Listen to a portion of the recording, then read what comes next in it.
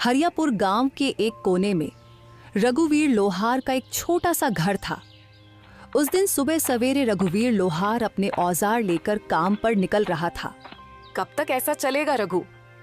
हर रोज सुबह कुछ आस लेकर जाते हो और शाम को निराश होकर लौटते हो।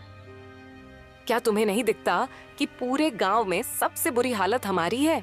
क्या करूं राधा, तू ही बता। मेरी किस्मत ही फूटी हुई है तो मैं क्या कर सकता हूं। जब भी हालात सुधरने लगते हैं कुछ न कुछ ऐसा हो जाता है कि फिर से सब कुछ बिगड़ जाता है। अब देख, पहली बार जैसे तैसे कुछ जमा किया, तू बीमार पड़ गई, सब खर्च हो गया। फिर रतन के पैर में वो गहरी चोट, पूरा इलाज करवाने में फिर से सब कुछ खत्म हो गया। तभी 10 साल का रतन दौड़ता हुआ आया और उसकी मासूम आंखों में भूख थी, पर मन में कुछ कहने की हिम्मत भी। पिताजी, मेरे मन में कई दिनों से अच्छा खाना खाने की इच्छा हो रही है। हमारे घर में दूसरों की तरह पकवान क्यों नहीं बनते? रघुवीर की आंखें नम हो गईं। तू चिंता मत कर बेटा, हमारे दिन भी जरूर बदलेंगे। एक वक्त आएगा जब हम लोग दूसरों से भी अच्छे पकवान बनाएंगे, फिर तेरा जो दिल करेगा वही खाएंगे। लेकिन पिताजी, एक बात बोलूं?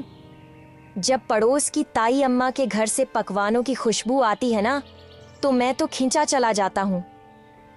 एक दिन चला भी गया था, लेकिन उन्होंने मुझे देखते ही खाना छुपा लिया और कहा, यहाँ मत आ, भाग जा यहाँ से। तो मैं वापस आ गया। राधा की आंखों से आंसू बहने लगे। उसका दिल जैसे किसी ने मसल कर रख दिया हो। रघुवीर कुछ नहीं बोला, चुपचाप अपने औजार उठाए और लोहार की दुकान की ओर चल पड़ा। रघुवीर की लोहार की दुकान गांव के चौराहे पर थी। उस दिन जैसे ही उसने भट्टी सुलगाई और हथौड़ा उठाया, उसे लगा कि उसके बाजुओं में अब पहले जैसी ताकत नहीं रही। उसके हाथों की चोटें भी जैसे थक चुकी थीं। हे भगवान, और कितनी परीक्षाएं लोगे। आज एक भी ग्राहक नहीं आया और ऊपर से घर की हालत, रत्न की मासूम बातें सब कुछ तोड़ कर रख देती है। तभी गांव का मुखिया दुकान पर आ पहुंचा। उसके चेहरे पर एक औपचारिक मुस्कान थी। हाँ रघुवीर, क्या हुआ? आज तुम्हारे हाथों में पहले जैसा जोर नहीं दिख रहा। क्या बात है? मन कुछ बोझिल लग रहा है, क्यों? हाँ मुखिया जी, अब आप तो सब जानते हैं, फिर भी पूछते हैं। मेरा परिवार बहुत बड़ी आर्थिक तंगी में है। मेहनत तो बहुत करता हूं, लेकिन हाथों में किस्मत नहीं है। मुखिया चुप रहा, लेकिन तभी बगल से बाली आ गया। गांव का वो आदमी जिसे दूसरों के दुख में भी मजा आता था। मुखिया जी, मैं तो कहता हूं कि इस रघुवीर को गांव से निकाल देना चाहिए। उसकी मनहूस छाया धीरे धीरे पूरे गांव में फैल रही है। कहते हैं कुछ लोग ऐसे होते हैं जिन पर काल की छाया होती है और जो पूरे गांव को बर्बाद कर सकते हैं। मुखिया पहले चौंका, फिर हंसने लगा। बाली भी हंसने लगा। अरे बाली, तू भी ना चल, छोड़ इसे, चल यहाँ से। दोनों रघुवीर की हालत पर हंसे और चले गए। रघुवीर वहीं बैठा रहा, आंखें आसमान की ओर उठाए। हे भगवान, क्या मैंने अपनी तकदीर खुद लिखी थी? क्या मैंने किसी का बुरा किया है? कभी चोरी, कभी बेईमानी, मैंने कुछ बुरा नहीं किया। फिर मेरे ऊपर यह दुख क्यों आया है? क्यों?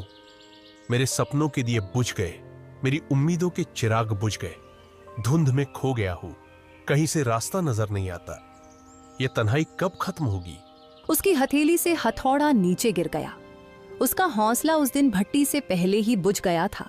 मैं आज भी खाली हाथ जाऊंगा। राधा उम्मीद लगाए बैठी होगी। मेरा तो घर जाने का भी मन नहीं कर रहा। मैं क्या करूं? मेरा बेटा भूखा होगा। शाम को रघुवीर थका हारा अपने घर पहुंचा। उसका चेहरा उदास था। जैसे ही उसने घर में कदम रखा, राधा ने उसे देख लिया। अरे क्या हुआ रघु? आज तुम्हारा चेहरा इतना उदास क्यों है? अरे कुछ तो कहो। रघुवीर की आंखें भर आईं। उसने धीरे से राधा की ओर देखा। अब तो सारे गांव वाले भी मेरी बुरी किस्मत का मजाक उड़ाने लगे हैं राधा।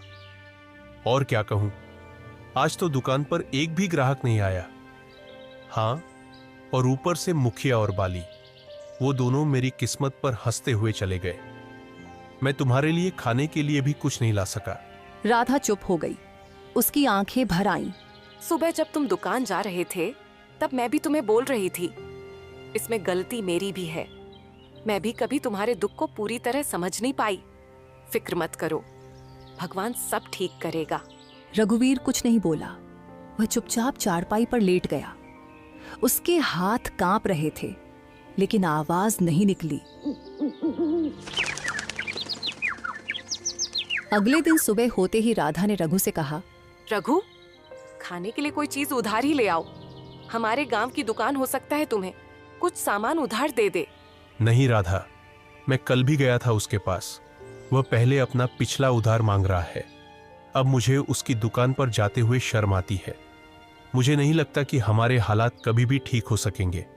ऐसा ही चलता रहा तो हमें यह गांव छोड़कर जाना पड़ेगा। गांव में 2-3 लोगों से पहले ही मैं उधार ले चुका हूं। अब मेरे अंदर इतनी हिम्मत नहीं कि किसी और से उधार मांग लूं। सबको पता है कि मैं उधार लेकर वापस नहीं करता। वापस करूं भी तो कहां से? हमारे पास इतने पैसे होते ही नहीं, जो आते हैं वो लग जाते हैं।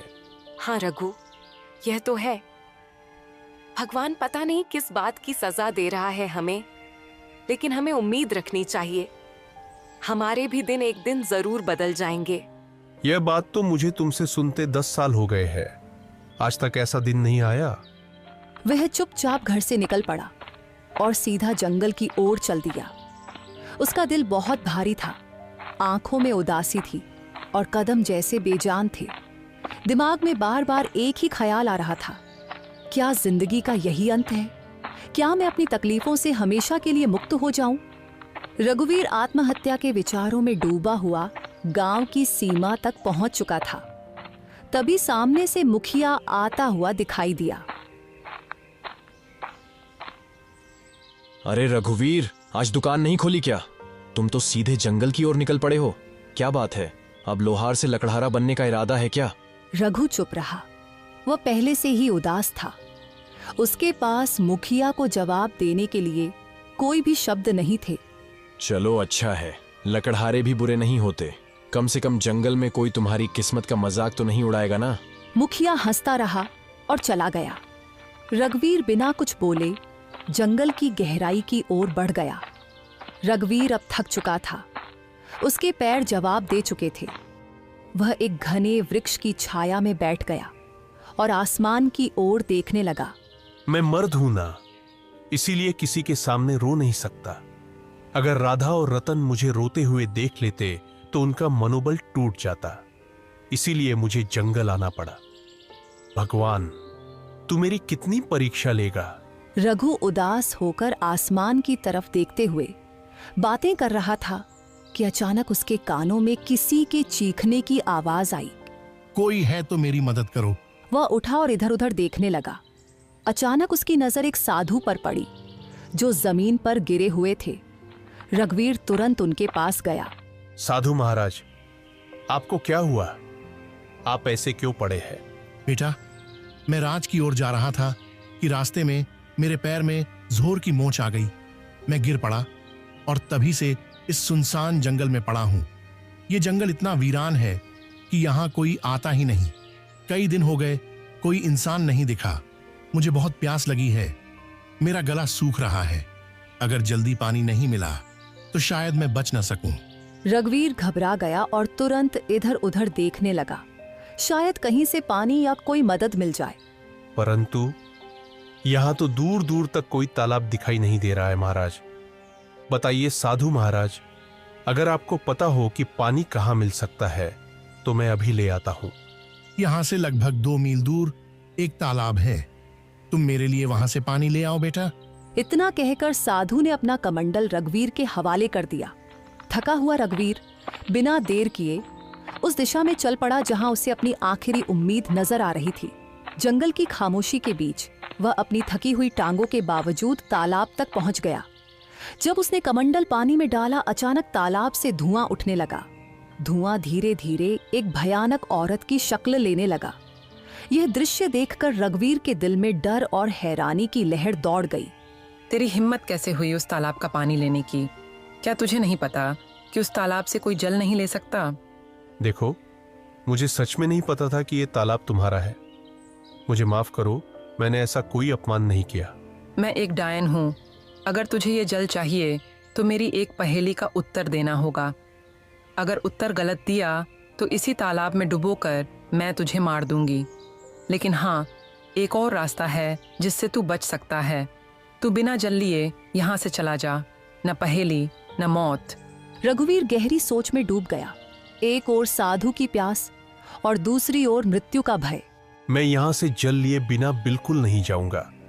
मैंने किसी से जल लाने का वचन दिया है और मैं अपना वचन नहीं तोड़ूंगा। तो मेरी ये पहेली सुन।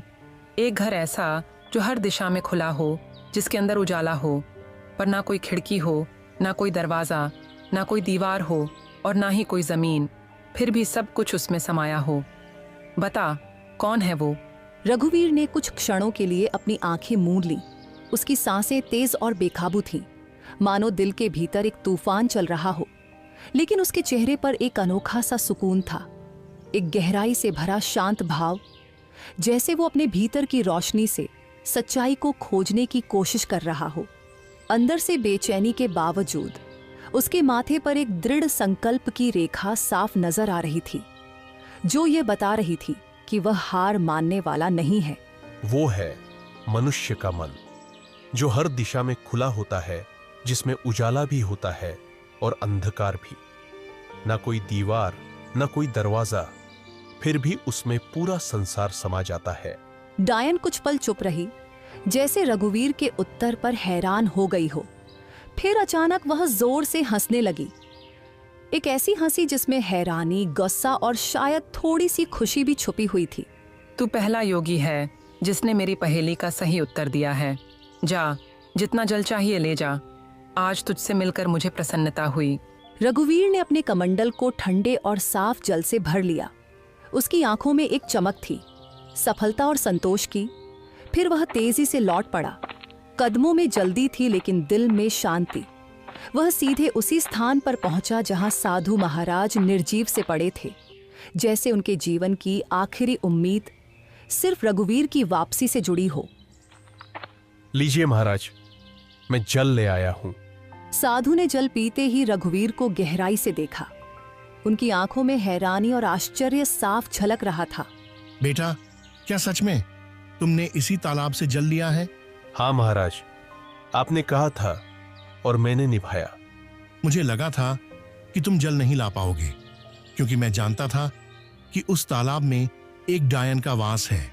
जब भी कोई मनुष्य जंगल में आता है, मैं हमेशा उसकी ऐसी ही परीक्षा लेता हूं।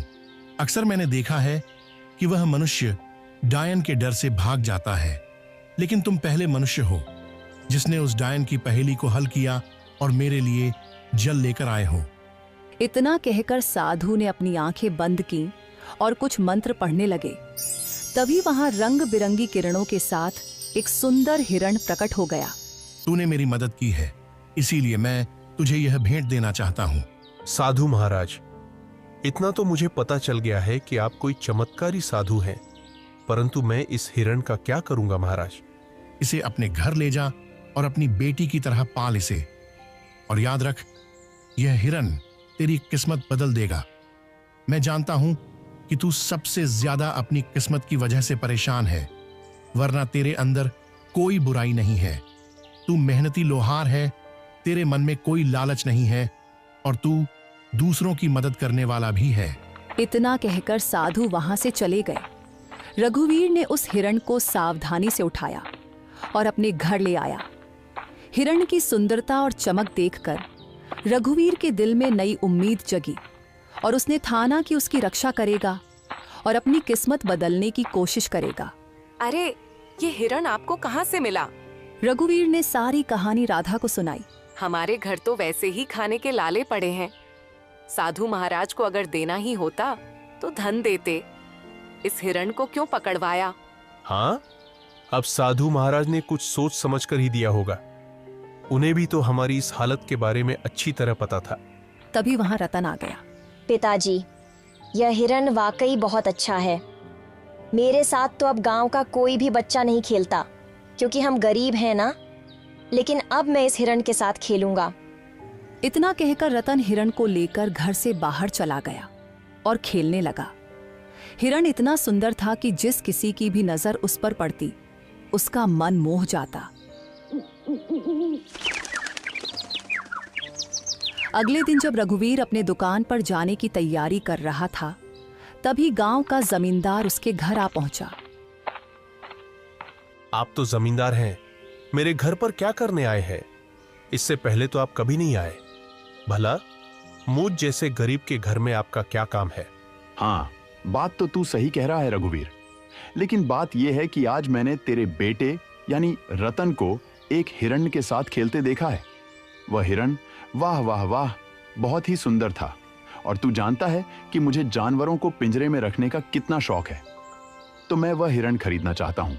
राधा यहाँ सुनकर चौकस हो गई। वह कुछ कहने ही वाली थी कि माफ कीजिए, मैं वह हिरण आपको नहीं बेच सकता। अरे भाई, मैं तुम्हें इसकी अच्छी कीमत दूंगा। आप मुझे चाहे उसकी कितनी भी कीमत दे, माफ कीजिएगा, मैं उस हिरण को नहीं बेचूंगा। जमींदार क्रोधित होकर वहां से चला गया। आपने ये क्या किया? जमींदार हमें इसकी अच्छी कीमत दे सकता था, हमारी हालत कुछ बेहतर हो सकती थी। मैं यह हिरण नहीं बेचूंगा राधा, क्योंकि यह हिरण मुझे साधु महाराज ने भेंट किया है, और भेंट की हुई वस्तुओं को कभी बेचा नहीं जाता। कुछ दिन ऐसे ही बीत गए। रघुवीर और उसका परिवार हिरण से इतना जुड़ गया था कि उसे छोड़ने का ख्याल भी नहीं आता था। फिर कुछ दिनों बाद एक व्यापारी वहां आ पहुंचा। अरे भाई, मुझे तुम्हारा यह हिरण बहुत पसंद आया है। मैं तुम्हें इसकी मांगी हुई कीमत दूंगा। यह हिरण मुझे बेच दो। तुम चाहे मुझे कितना भी धन क्यों ना दो, मैं इसे नहीं बेचूंगा। अरे, तुम गरीब के गरीब ही रहोगे। तुम सामान्य लोहार हो, समझते ही नहीं कुछ। व्यापारी वहां से चला गया। राधा रघुवीर पर गुस्सा हो गई। जब से ये हिरण आया है, तब से हमारा खर्चा और बढ़ गया है। पहले जमींदार को लौटा दिया और अब व्यापारी को भी मना कर दिया। क्यों नहीं बेचा इसे? राधा, न जाने क्यों मुझे इस हिरण से अब एक खास लगाव हो गया है, और वैसे भी साधु महाराज ने कहा था कि इसे अपनी बेटी की तरह पालना। अब ये मेरी बेटी जैसा है, और भला कोई अपनी बेटी या को मांगी हुई कीमत पर बेचता है क्या? खुद सोचो ना। राधा यह सुनकर चुप हो गई और नम आंखों से मुस्कुराने लगी। धीरे धीरे वह हिरण उनके परिवार का हिस्सा बन गया। वहीं किशोनगर के राजमहल में उदासी छाई हुई थी। राजा विक्रम अपनी 20 वर्षीय पुत्री चंद्रलीका को देख रहे थे, जो बेहोशी की स्थिति में थी। उनके बगल में राजगुरु थे। राजगुरु, क्या मेरी पुत्री ठीक हो पाएगी? मैंने राज्य के बड़े बड़े वैद्यों को दिखाया, लेकिन कोई फायदा नहीं हुआ।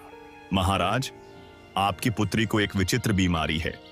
इसका इलाज शंभू है, लेकिन वह अत्यंत दुर्लभ है। तो फिर जल्दी से बताइए ना गुरुजी, इलाज क्या है? ध्यान से सुनिए। एक मायावी हिरण का आंसू और एक गरीब मनुष्य का आंसू, जब ये दोनों एक साथ मिलेंगे तो वे एक दिव्य पुष्प में बदल जाएंगे। उस पुष्प को राजकुमारी के शरीर पर स्पर्श कराना होगा, तभी वे स्वस्थ हो पाएंगी। तो फिर बताइए, वह मायावी हिरण कहाँ मिलेगा? मैं उसे किसी भी कीमत पर ढूंढ लाऊंगा। और गरीब की बात तो कीजिए ही मत। हमारे राज्य में गरीबों की कोई कमी नहीं है। आपने पूरी बात सुनी नहीं महाराज। अगर किसी गरीब को जबरदस्ती रुलाया गया तो वह आंसू व्यर्थ होगा। दोनों को अपने आप दिल से रोना होगा, तभी वह पुष्प प्रकट होगा। तो फिर क्या? तुम्हें पता है राजगुरु की वह हिरण इस समय किसके पास है? हाँ महाराज, मैंने साधना के दौरान यह देखा है। वह मायावी हिरण हरियापुर गांव के एक लोहार के पास है। राजा विक्रम अपने मंत्री जगन्नाथ और 2 सिपाहियों के साथ हरियापुर की ओर रवाना हुए। कुछ ही देर में वे हरियापुर पहुंचे। वहां गांव का मुखिया दौड़ता हुआ आया। हमारे तो भाग्य ही खुल गए। राजा विक्रम पधारे हैं। मुझे तुम्हारी बातें सुनने में कोई दिलचस्पी नहीं है। बस इतना बताओ, क्या इस गांव में कोई लोहार रहता है जिसके पास एक हिरण है? हाँ महाराज, रघुवीर लोहार है। पूरे गांव को पता है कि उसके पास एक हिरण है, और वह हिरण किसी को देता भी नहीं है, क्योंकि वह अत्यंत सुंदर है। मुखिया राजा विक्रम को लेकर रघुवीर के घर की ओर चल पड़ा। मंत्री, 2 सिपाही और स्वयं राजा को देखकर रघुवीर चौंक गया। क्यों? क्या तुम्हारे पास कोई हिरण है? और क्या वह मायावी भी है? प्रणाम महाराज। प्रणाम। हाँ महाराज, मेरे पास एक हिरण्य है, लेकिन मुझे नहीं पता कि वह मायावी है या साधारण। मेरे लिए तो वह मेरे बेटे जैसा है। वह हिरण तुम्हें कहां से मिला? एक साधु महाराज ने मुझे यह हिरण भेंट किया था महाराज। समझ गया। उस साधु ने तुम्हें एक मायावी हिरण दिया है। चलो, मैं उसे खरीदना चाहता हूं। क्षमा कीजिए महाराज, मैं इसे बेचना नहीं चाहता और बेच भी नहीं सकता। महाराज, यह इतना ही मूर्ख है कि जमींदार ने भी इसे खरीदने की कोशिश की, मगर उसने नहीं बेचा। हमारे गांव का सबसे बड़ा व्यापारी महंगी कीमत देने आया, लेकिन फिर भी वह नहीं बिका, और अब उसने आपको भी मना कर दिया है। उसकी हिम्मत तो देखिए। देखो लोहार, मुझे उस हिरण की बहुत जरूरत है। मैं तुम्हें उसकी महंगी कीमत दूंगा, समझ रहे हो ना? महाराज, मैं नहीं दूंगा, क्षमा कीजिए। मैं तुम्हें आधा राज सूप दूंगा, बस मुझे वह हिरण दे दो। नहीं महाराज, अगर आप मुझे पूरा राज भी दे दे तब भी मैं उसे आपको नहीं दूंगा, क्षमा करें। सिपाहियों, इस लोहार को बंदी बना दो और उस हिरण को पकड़कर महल में ले आओ। चलो। सिपाहियों ने रघुवीर और हिरण दोनों को पकड़कर महाराज के सामने पेश किया। कैसा लग रहा है अब मूर्ख? मैं तुम्हें आधा राज्य देने को तैयार था और तुमने इनकार कर दिया। अब मैं तुम्हें उस हिरण को बिल्कुल नहीं दूंगा। आखिरी बार देख ले इसे, मूर्ख कहीं के। महाराज, मैं जानता हूं कि आप जो निर्णय लेते हैं उस पर अडिग रहते हैं। बस आपसे मेरी एक विनती है, मैं अपने इस हिरण को एक बार गले लगाना चाहता हूं। मैंने इसे अपने बेटे जैसा चाहा है। जा, तुम्हें इतनी मोहब्बत है तो जा गले लगा ले इसे। रघुवीर ने दौड़कर उस हिरण को गले लगा लिया। दोनों की आंखों से आंसू बहने लगे और जैसे ही वे आंसू धरती पर गिरे, वहां एक नीला फूल खिल गया। महाराज, यही वह फूल है जो आपकी पुत्री को ठीक कर सकता है। राजा विक्रम दौड़कर फूल लेकर अपनी पुत्री के कमरे में गए। फूल जैसे ही पुत्री के शरीर को छुआ, वह होश में आ गई। राजा विक्रम खुशी से राज दरबार वापस आ गए। मुझे माफ कर दो रघुवीर, मैंने अपनी पुत्री के प्यार में अंधा होकर तुम्हारे साथ अन्याय किया। तुम्हारे आंसू सच्चे थे। अब मैं समझ गया कि तुम कितना सत्य बोल रहे थे। तभी वहां साधु महाराज प्रकट हो गए। महाराज, यह गरीब लोहार किस्मत का मारा है। उस हिरण को मैंने ही उसे भेंट किया था और मैंने कहा था कि यह उसकी किस्मत बदलेगा। मैं जानता था कि आपकी पुत्री का इलाज उसी मायावी हिरण से होगा, लेकिन वह तभी संभव था जब हिरण पालने वाले की आंखों से सच्चे आंसू निकले, और सच्चे आंसू केवल सच्चे इंसान के निकलते हैं। साधु ने रघुवीर को देखकर कहा, रघुवीर, तुम्हारा काम पूरा हुआ, और जैसा कि मैंने कहा था, यह हिरण तुम्हारी किस्मत बदलेगा। अब समय आ गया है। रघुवीर, हम तुम्हें बहुत सा सोना देते हैं। तुम्हारी वजह से हमारी पुत्री ठीक हो गई है। हम तुम्हारा यह एहसान कभी नहीं भूलेंगे। महाराज, आपकी मेहरबानी है, लेकिन कृपया करके मुझे यह न दें। नहीं नहीं नहीं रघुवीर, यह भेंट है और भेंट को कभी ठुकराते नहीं। आज से तुम मेरे राजमहल में मेरे सलाहकार बनकर रहोगे और मेरे खजाने की रिक्शा का काम तुम्हारे कंधों पर होगा। तुम सच्चे इंसान हो, और हाँ, जिस गांव में तुम रहते हो, आज से तुम उस गांव के जमींदार हो। वह पूरा गांव अब तुम्हारा होगा। रघुवीर पूरी दौलत लेकर अपने घर वापसी की राह पर निकला, जो उसकी मेहनत, ईमानदारी और सच्चाई का अनमोल इनाम था। इस तरह एक सामान्य लोहार अपनी मेहनत और प्यार की वजह से अपनी किस्मत बदलने में कामयाब हो गया। उसका जीवन अब पहले से कहीं ज्यादा खुशहाल और सफल था, और वह अपने गांव के लिए एक मिसाल बन गया।